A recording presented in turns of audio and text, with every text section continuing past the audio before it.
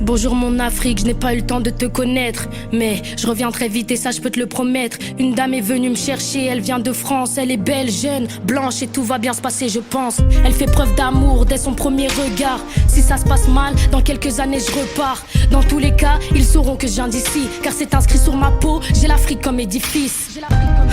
C'est le début de l'histoire de ma vie. À seulement 8 mois je quitte Bamako ma ville. Je sais pas ce qui m'attend, je sais pas où je vais, mais c'est Dieu qui l'a choisi, donc forcément ça promet. On verra comment je grandis, on verra comment je m'adapte. J'étais loin d'imaginer qu'à peine debout on m'adopte. Je te dis au revoir, bien plus vite que prévu.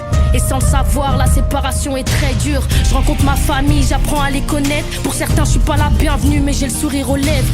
Mes parents m'aiment et c'est tout ce qui m'importe. Je sais que si j'ai un coup de mou, ils viendront me prêter main forte.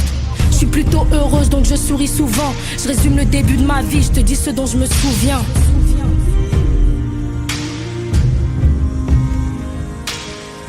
Et même si au fond je sais qu'on choisit pas nos vies, comment oublier d'où je viens? Vous êtes l'encre de mon livre, on y a écrit les plus belles lignes.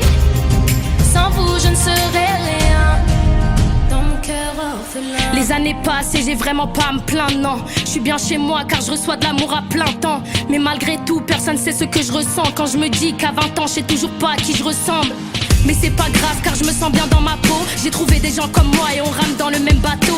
Je découvre la musique sur le tard, direct je suis en osmose. Mon histoire ressemble étrangement à l'enfant seul de Oxmo.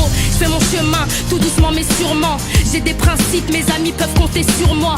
Mes parents m'ont inculqué tolérance, amour et respect. Aujourd'hui si je dois partir, y'a que pour eux que je resterai. Et puis bien souvent j'espère être assez reconnaissante. Si le bonheur se définissait, je prendrais ma vie comme exemple, hein.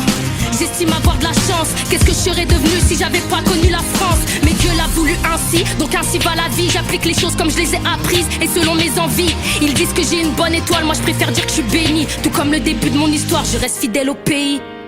Et même si au fond je sais